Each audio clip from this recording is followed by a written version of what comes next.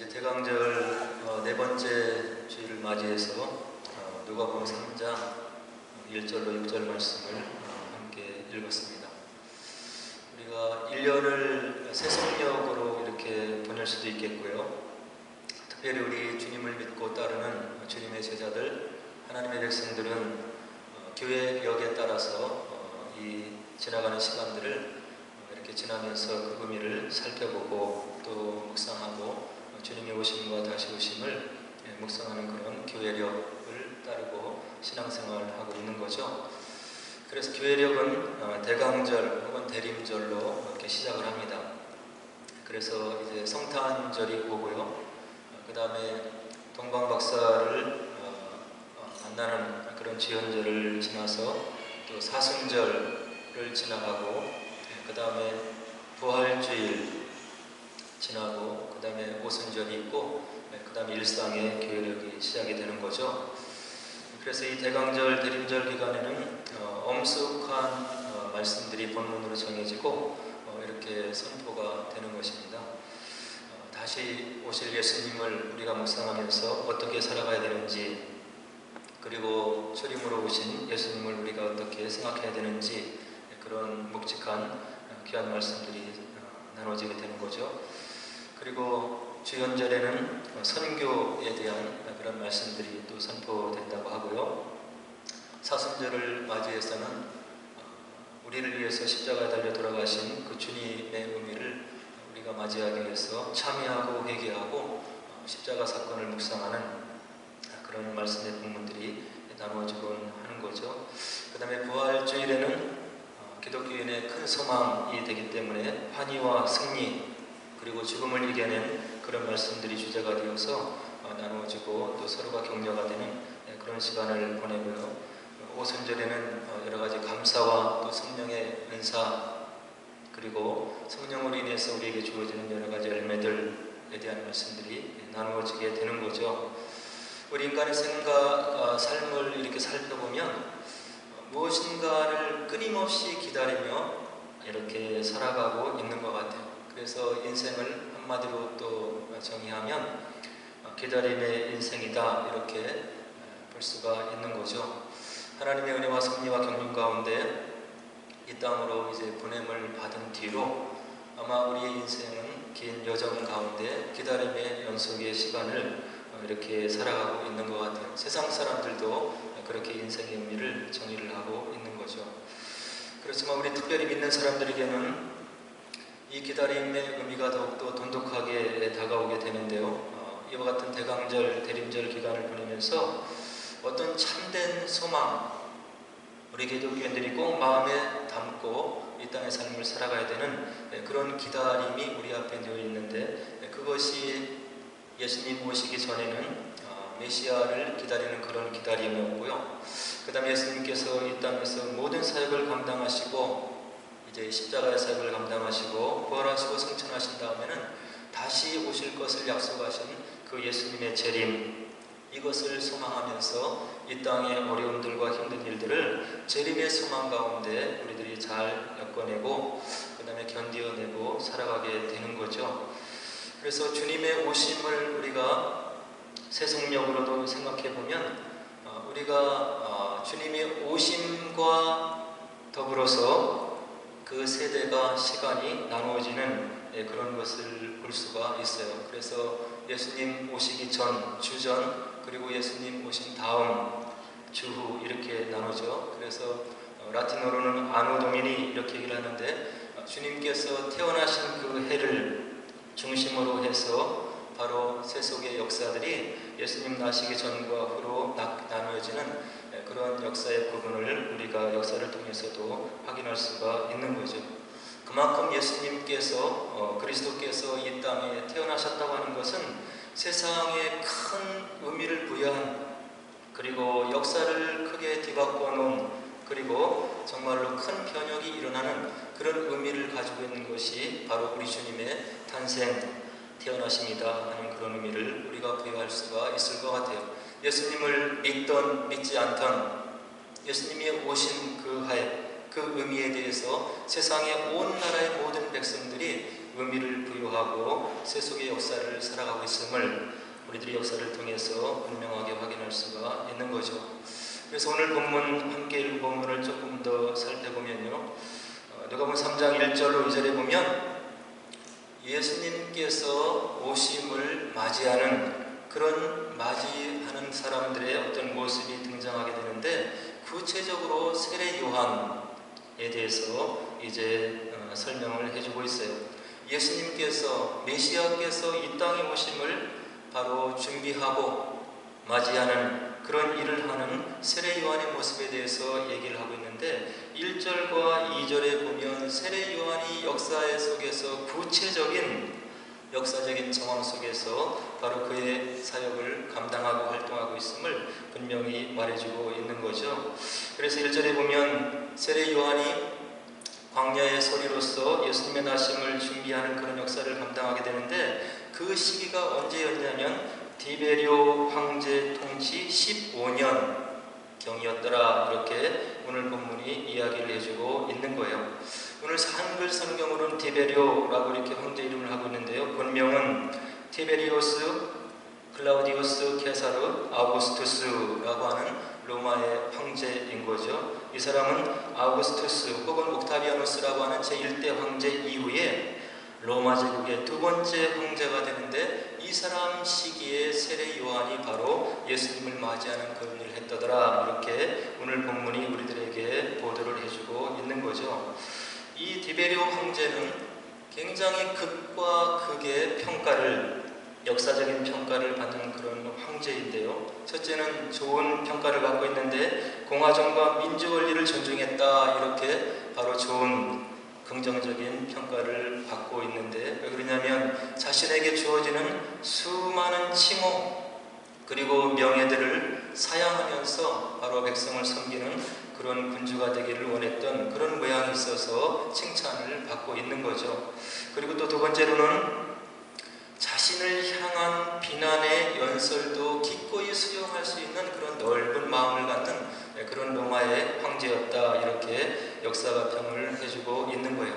자신을 향해서 비난하는 연설, 이것을 기꺼이 수용하고 있는 그런 넓은 마음을 우리가 쉽게 볼 수가 없는 거죠. 그러나 오늘 본문에 나오는 디베리오는 그런 면에서 바로 준비되어 있었던 그런 로마의 두 번째 황제였다, 이렇게 역사는 우리들에게 증언을 해주고 있어요.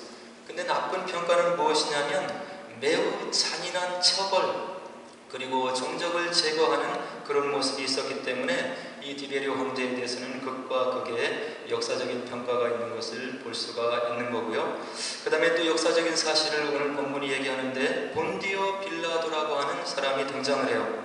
이 사람이 유대의 총독이었을 때, 그리고 헤롯이라고 하는 사람이 갈릴리의 분봉왕으로 있었을 때, 그리고 동생 빌립이 이두레와 두라보니 지방의 분봉왕으로 있었을 때, 그리고 루사니아라는 사람이 아빌레네의 분봉왕으로 있었을 때, 그리고 유대 백성들의 정신적인 지주였던 바로 대제사장으로 안나스와 가야바가 있었을 때, 세례 요한이 오시는 메시아를 맞이하기 위해서 무엇인가를 했었더라, 이렇게 오늘 본문이 우리들에게 증거를 해주고 있는 거죠. 이와 같은 구체적인 역사적인 사료를 들어서 나열해 나가고 있는 바로 누가의 기록을 보면, 성경 하나님의 말씀은 역사 속에서 분명하게 하나님의 섭리 가운데 이루어졌던 하나님의 간섭의 역사들을, 역사를 토대로 해서 분명히 기록하고 있음을 분명히 보여주고 있는 오늘 본문이라고 볼 수가 있는 거예요. 그래서 이와 같은 시기에 이제 2절에 보니까 하나님의 말씀이 빈들에서 사가랴의 아들 요한에게 임했더라, 이렇게 오늘 본문이 우리들에게 증거를 해주고 있는 거죠. 하나님의 뜻, 하나님의 섭리, 하나님께서 무엇을 원하시는지를 인간이 무엇인가를 노력해서 얻을 수 있는 것이 아니고, 오늘 본문 2절은 분명히 우리들에게 보여주는데, 하나님께서 그분의 뜻을 우리에게 보여주셔야, 그리고 하나님의 능력이, 하나님의 섭리가 우리 인간에게 임해야 하나님이 누구이신지, 하나님의 뜻이 무엇인지, 나에게 향한 주님의 뜻이 무엇인지를 알 수 있음을 오늘 2절을 통해서 우리가 분명히 알 수가 있는 거죠. 그래서 저희들이 기도해야 될 이유가 바로 이와 같은 2절의 말씀을 보면서도 분명히 느낄 수 있는 것인데, 하나님의 뜻이 무엇인지, 하나님의 원하심이 무엇인지, 나의 생애를 통해서 무엇을 하나님께서 하기를 원하시는지를 분명히 깨달아 알기 위해서는 주님에게 우리의 마음을 놓아드려야 되는데, 그것은 기도 외에는 다른 길이 없다라 하는 것을 우리 믿음의 선진들이 분명히 이야기를 해주고 있는 거죠. 오늘 본문 2절의 말씀도 우리들에게 그것을 분명히 알려주고 있는 거예요. 우리의 노력으로, 우리의 수련으로, 우리의 어떤 인간적인 지혜와 어떤 노력을 동원해서 하나님의 구체적인 뜻을 알 수 있는 것이 아니고, 빈들에 있는 사갈의 아들 요한에게 하나님의 말씀이 임했더라 하는 말씀은 하나님의 어떤 주권과 주체적인 그런 믿음의 역사를 우리가 분명히 2절에서 볼 수가 있는 거죠. 그래서 저희들이 시간이 될 때마다, 그리고 정한 시간을 정해놓고 이 하나님의 뜻이 우리 삶 가운데 임하기 위해서, 그것을 분명히 깨닫기 위해서 부단히 노력하고 기도해야 되겠다는 생각을 2절을 통해서 해보게 되는 거죠. 그리고 3절에 보니까 세례 요한이 이 땅에서 오실 메시아를 위해서 한 일이 있는데, 그것이 무엇이냐면 요단 강가에서 찾아오는 사람들에게 죄사함을 받게 하는 회개의 세례를 전파했더라. 이렇게 오늘 본문이 구체적으로 이야기를 해주고 있는 거예요.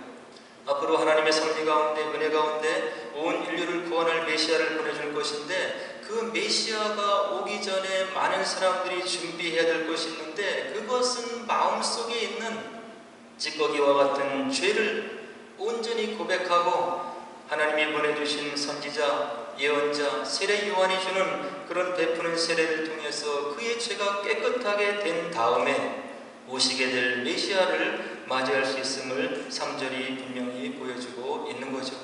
거룩하신 하나님, 죄와 거리가 먼 하나님, 그리고 죄를 용서하지 않으시는 그런 하나님, 그래서 하나님께서 우리에게 원하시는 것은 우리의 마음의 청결함과 성결함을 통해서 준비된 마음인데, 그것을 백성들을 위해서 준비하게 하기 위해서 오늘 세례 요한이 요단 강가에서 죄사함을 받게 하는 회개의 세례를 전파하였더라. 이렇게 오늘 본문이 우리들에게 증언을 해주고 있는 거죠.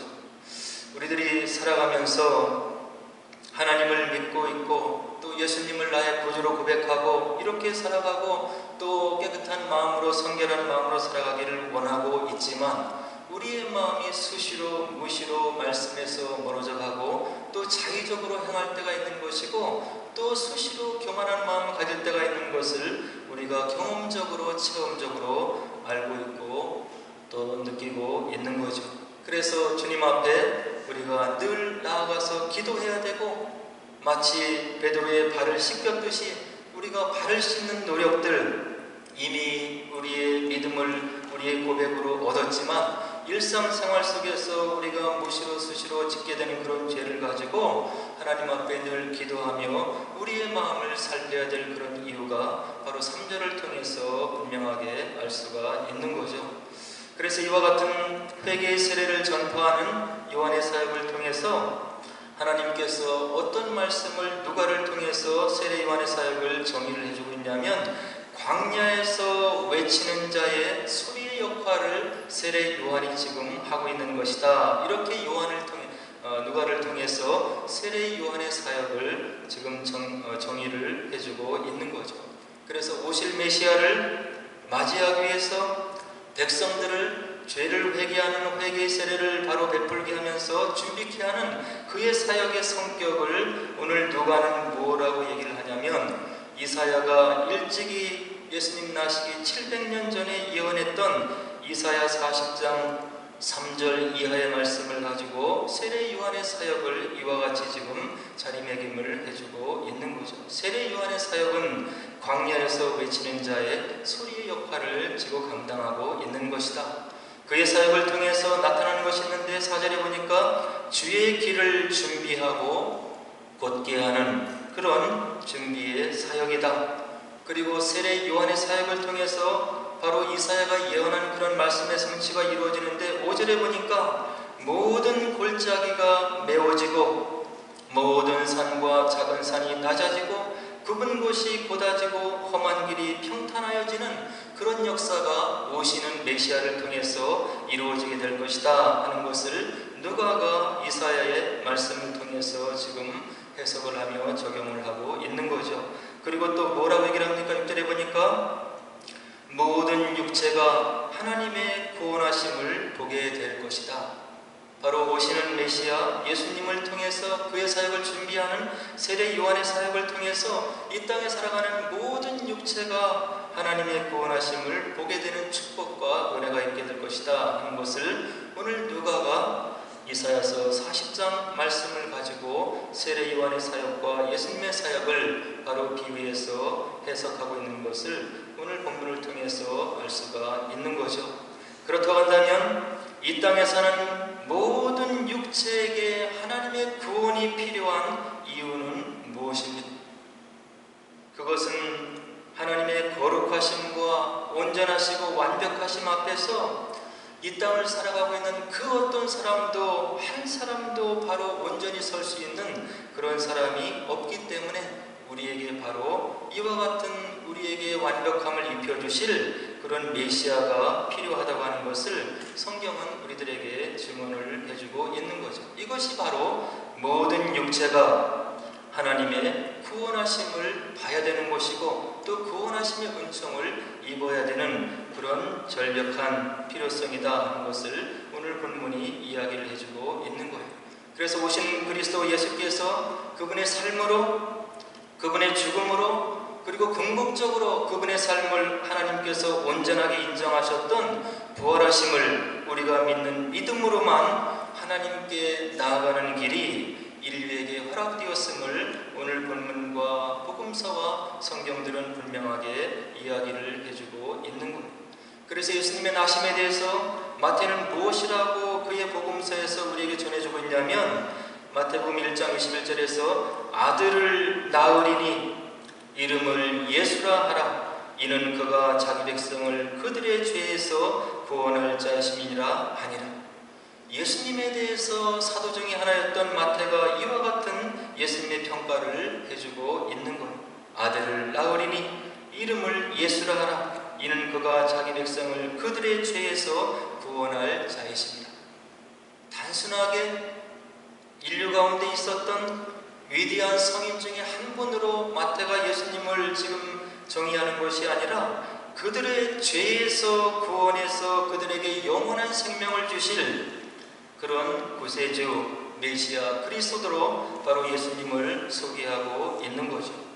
그래서 이와 같이 예수님께서 이 땅에 오셔서 우리를 죄에서 구원하시고 다시금 새 생명을 주는 그런 사역을 감당하는 것을 바로 하나님께서 영원 전부터 계획하셨다 하는 것을 다른 성경이 이야기를 하고 있는데요. 그것은 하나님께서 온 우주 만물을 창조하시고 또 마지막에 인간을 창조하신 다음에 인간을 하나님의 인격적인 사랑의 대상으로 그리고 하나님과 온전한 사랑을 나누는 그런 인격체로 만들어 주시기 위해서 인간에게 다른 동물에게 만물들에게 주지 않았던 자유의지, 온전한 자유의지를 바로 인간에게 허락해 주셨는데 이것은 무엇이냐면 하나님께서 이후에 인간에게 주신 이 온전한 자유의지로 인해서 혹시라도 인간이 하나님을 대항하고 배반하고 또 대적해서 일어난다고 한다면 그것까지도 하나님께서 감수하고시라도 바로 인간에게 참된 자유, 온전한 자유의지를 내가 주겠노라고 하는 하나님의 온전한 각오와 결단을 통해서 인간에게 바로 온전한 자유의지를 허락해 주신 것이죠. 그래서 하나님께서 인간에게 이와 같은 온전한 자유의지를 주셨다고 하는 것은 앞으로도 인간이 나에게 참된 경배를 드리고 온전한 인격적인 어떤 교제를 나누고 사랑의 어떤 교제를 나누고 이런 존재로 살아갈 수도 있지만 혹여나 내가 이들에게 온전한 은혜로 허락한 이 온전한 자유의지를 잘못 사용해서 나를 대적해서 일어나는 그런 무리가 된다 하더라도 내가 그들을 온전한 인격체로 내가 인정하겠노라 하는 하나님의 결단과 각오가 있으셨다고 하는 이야기죠. 그래서 이와 같은 온전한 자유지를 주시면서 혹여나 이들이 이와 같은 자유지를 잘못 사용해서 나를 대적해서 일어나면 내가 그들을 위해서 다시금 희생을 받을 각오를 하고 그들을 다시금 구원하려고 하는 하나님의 영원전부터 계획되었던 바로 메시아를 예비하시는 하나님의 뜻이 있었음을 다른 성경을 통해서 우리들을 확인해 볼 수가 있는 거죠. 이것은 또 다른 성경을 통해서 우리가 확인해 볼 수 있는데요. 우리가 처음에 하나님께서 온 인류를, 죄악 가운데 있는 인류를 바로 심판하시는데 물로 심판하시는 그런 장면을 창세기 6장에서 9장에서 우리가 확인할 수가 있는 거죠. 노아의 방주 사건, 그리고 하나님께서 두 번 다시 이제는 인류를 내가 물로 심판하지 않겠다 하는 약속을 주시는데 바로 하늘에 무지개를 뿌려서 약속을 하시는 그런 묘사를 바로 모세를 통해서 우리가 창세기에서 확인할 수가 있는 거죠. 그런데 이 창세기에 나타난 노아의 방주 그리고 약속으로 주신 무지개의 어떤 그 묘사를 통해서 다른 많은 학자들이 생각하고 또 해석해내기를 이 무지개의 형상이 하늘을 향해서 힘껏 당겨져 있는 화살 시위와 같은 그런 모양이다. 이것은 무엇이냐면 그때 당시의 고대 사람들의 생각에 하나님이 계신 장소는 바로 저 높은 하늘, 바로 그곳인데 그 하늘을 향해서 힘껏 활시위가 당겨진 그런 무지개를 언약의 표징으로 주셨다고 하는 이야기죠. 그래서 인간을 향해서 인간들이 다시금 이 화살 시위를 당기면 그것을 맞으시는 하나님의 모습이 바로 무지개 속에 담겨 있다 하는 것을 해석해내면서 하나님께서 이 죄악으로 달려나가는 인류를 다시금 살리기 위해서 스스로 희생하시고 그리고 상처를 받으시고 그리고 여러가지 아픔을 감수하시면서 다시금 끌어안으시려고 하는 하나님의 결단과 각오가 바로 노아의 홍수 이후에 나타난 무지개 속에 담겨있는 그런 깊고 깊은 뜻이라고 이렇게 해석하는 것을 보고서 많은 은혜가 되었습니다. 그리고 구약에 보면 이스라엘 백성들이 여러가지 죄 가운데 있을 때 그 백성들이 죄 가운데 죽어가지 않게 하기 위해서 여러가지 제사 제도를 마련해 놓으시고 그리고 인류의 죄를 대신해서 동물들의 희생제사를 받으면서 그들을 다시금 죄에서부터 사해 주시고 용서해 주시고 회복하게 하시는 하나님의 섭리를 우리가 레위기에서 찾아볼 수 있는데 바로 이와 같은 제사제도 이런 모든 것이 하나님께서 인류를 끝까지 사랑하려고 하시는 그런 언약을 지키시려고 하는 하나님의 궁극적인 사랑의 결단 그리고 그것을 행동으로 옮기고 인류 역사 속에서 빚어낸 것이 바로 그 갈보리 산상에서 이루어진 예수님의 십자가 사건이었음을 우리가 성경을 통해서 바로 해석을 해볼 수가 있는 거죠. 그래서 바울은 로마서 5장 7절로 8절로 예수님의 십자가상에서 희생을 뭐라고 얘기를 하냐면 다음과 같이 바울이 고백하고 있음을 우리가 볼 수 있는데요. 의인을 위하여 죽는 자가 쉽지 않고 선인을 위하여 용감히 죽는 자가 혹 있거니와 우리가 아직 죄인 되었을 때 그리스도께서 우리를 위하여 죽으심으로 하나님께서 우리에 대한 자기의 사랑을 확증하셨느니라. 예수님께서 십자가에 달려 돌아가신 그 사건의 의미에 대해서 오늘 바울은 로마서 5장 7절 8절을 통해서 이와 같이 저희들에게 웅변적으로 고백을 해주고 있는 거예요. 세상의 의인을 위해서 죽는 자가 쉽지 않다. 의로운 사람을 위해서 죽는 사람이 나타날 수가 없다고 하는 이야기죠. 선인을 위해서 용감히 죽는 자가 혹 있거니와 나를 위해서 선을 베푼 사람들, 착한 사람들, 마음이 고운 사람들을 위해서 혹시 용감히 죽을 수 있는 부모와 같은 사람들이 혹시 있을 수는 있거니와 그러나 우리 주님이 하신 것을 볼 때 다음과 같은 것을 고백할 수 있는데 우리가 아직 죄인 되었을 때 우리는 의인도 아니고 선인도 아닌데 우리가 아직 죄인 되었을 때 그리스도께서 우리를 위하여 죽으심으로 하나님께서 우리에 대한 자기의 사랑을 확증하셨느니라. 이렇게 바울 선생은 우리들에게 그의 고백을 들려주고 있는 거죠. 이것이 주님이 이 땅에 오신 바로 의미가 되는 것이죠.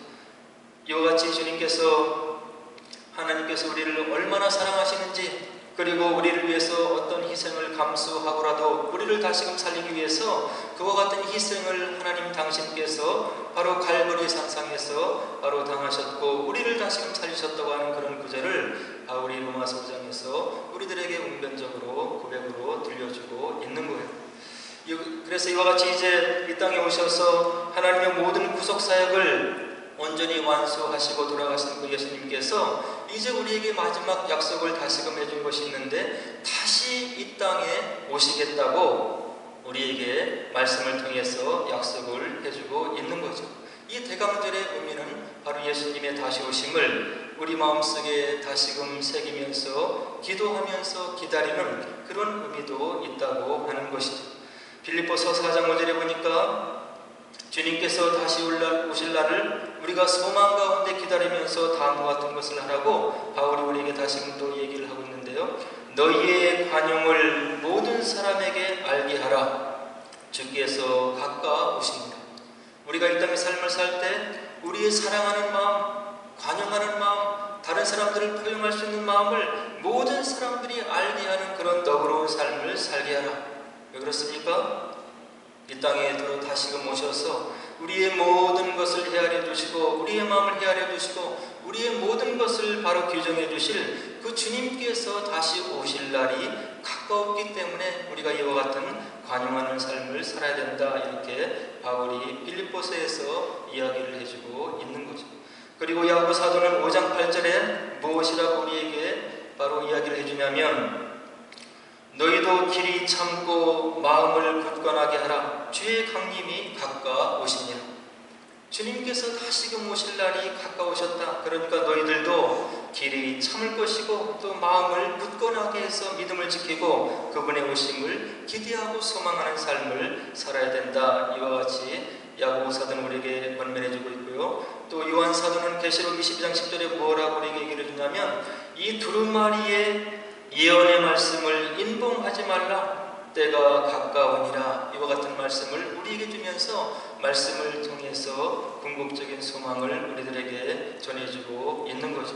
그리고 우리 바울 사도는 다시금 데살로니가전서 4장에서 무엇이라고 우리를 권면해 주냐면, 천군 천사와 함께 모든 성도들을 데리고 다시 오실 날이 있을 것인데 그리스도 안에서 죽은 자들이 먼저 일어나는 일이 있을 것이고, 그리고 우리 살아있는 자들도 주님을 맞이하게 되는데 항상 주님과 함께 할 그런 날이 있게 될 것이다. 그래서 너희들이 이와 같은 말씀을 마음속에 바로 새기고 서로 위로하고 권면하면서 오늘의 어려운 때를 믿음으로 승리하며 나가라고 우리 바울 사도가 우리들에게 권면해주고 위로를 해주고 있는 거죠. 주님께서 다시 오심이 하나님 말씀 가운데 분명한 사건으로 언약의 말씀으로 주어지고 있는데, 사도행전 1장 7절에 보니까 그 때와 시기는 아버지께서 자기의 권한에 두셨으니 우리의 알 바가 아니다. 또 이와 같은 경고의 메시지를 우리들에게 전해주고 있는 거죠. 주님께서 다시 오실 날 우리의 모든 어려움들, 그리고 우리 마음속의 모든 슬픈 일들, 그리고 우리가 억울함을 당했던 모든 것들을 바로 다시 오시는 주님을 통해서 우리가 규정받을 그런 약속의 날이 분명히 있는데, 그때는 바로 아버지의 권한에 바로 두신 것이니까 우리의 알 바가 아니고 오늘 우리들에게 주신 말씀대로 소망을 삼고 이 땅의 삶을 믿음 가운데 살 것을 바로 사도들은 우리들에게 분명히 이야기를 해주고 있는 거죠. 그래서 주님께서 이와 같이 큰 믿음을 우리에게 허락하시고 이 땅에 다시 오셔야 되는데, 그 다시 오셔야만 하는 이유는 무엇이냐면, 주님께서 만드신 세상이 인간의 타락으로 온전히 병이 들어있기 때문에 그렇다 하는 것을 성경은 우리들에게 분명히 이야기를 해주고 있는 거죠. 하나님께서 지으시고 모든 것이 보시기에 선했던 그 좋은 세상, 이것이 하나님을 대적해서 일어나는 인간의 죄악의 불순종으로 인해서 거짓말이 횡행하고 또 편법으로 가득한 악한 세상이 되었기 때문에, 그리고 이 땅에 사는 모든 사람들이 한숨을 쉬고 신음하고 고통하는 그런 수많은 사람들의, 힘없는 사람들의 삶이 있기 때문에 이런 모든 것을 바로잡고 하나님께서 그들을 위로하고 소망을 주고 이 땅의 모든 질서를 회복하는 그런 하나님의 은혜가 있어야 되기 때문에 주님께서 이 땅에 반드시 다시 오셔야 된다는 것을 성경은 우리들에게 분명하게 알려주고 있는 거죠. 로마서 3장은 우리를 어떻게 평가해주고 있냐면, 기록된 바 의인은 없나니 하나도 없다고 우리들에게 이야기를 해주고 있는 거예요. 그래서 이 모든 불의를 회복하시고 다시금 하나님의 선한 세상으로 회복하실 그 예수님이 다시금 오셔야 된다고 하는 것을 성경은 우리들에게 분명하게 이야기를 해주고 있는 거죠. 그래서 이제 다음 주에 우리가 주님의 오심을 기념하는 성탄절을 우리가 바로 지나게 될 것인데요, 이 주님이 오신 이유를 마음속에 다시 한번 새기시고 또 이 땅을 살아가는 우리들에게 궁극적인 소망을 주신 바로 주님의 재림의 소망을 우리가 마음에 담고 바로 이 땅에 살아가는 우리의 삶을 통해서 주님께 온전한 영광을 돌려드리고 주님이 원하시는 그런 믿음의 삶을 살아서 주님의 뜻을 온전히 이루어드리는 저와 여러분 되기를 주의 이름으로 간절히 축원을 드립니다. 우리 함께 기도하도록 하겠습니다.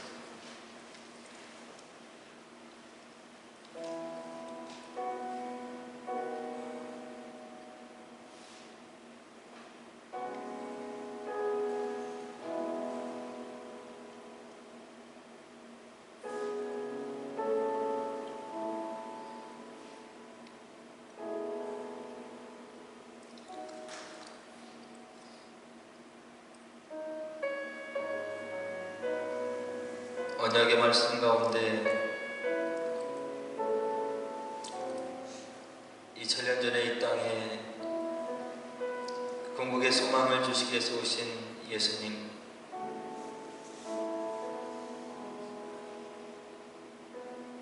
그리고 2000년의 세월이 지났지만 이 땅에 도리한 하나님 나라가 온전히 완성이 되지 않고 여전히 문제가 있고 슬픔이 있고 고통이 있는 그런 세상을 우리가 살아가고 있지만, 이 모든 것을 규정하실 예수님의 다시 오심을 저희들의 마음속에 궁극의 소망으로 새기고 이 땅의 어려움들을 믿음으로 승리하며 살아내는 그런 귀한 백성의 모습이 있어야 될 것으로 생각이 됩니다. 이런 소망을 우리가 마음속에 가지고 살아가고 있지만 우리의 모습을 보면 또 연약한 구석이 많이 있는데, 하나님 말씀 속에 위로를 받으시고 기도하는 가운데 우리의 영혼이 다시금 믿음으로 충만해져서 주님 보시기에 아름다운 그런 믿음의 삶을 살게 하옵소서. 주님의 다시 오심을 우리의 부족한 삶, 연약한 삶을 통해서 증거하는 그런 복된 심령이 되게 하옵소서. 이 땅의 어려움들을 이겨내며 극복할 수 있는 그런 궁극의 소망을 우리 마음속에 심어주시고 주님께서 함께 해주시기를 원하나이다. 우리 함께 기도하도록 하겠습니다. 기도하겠습니다.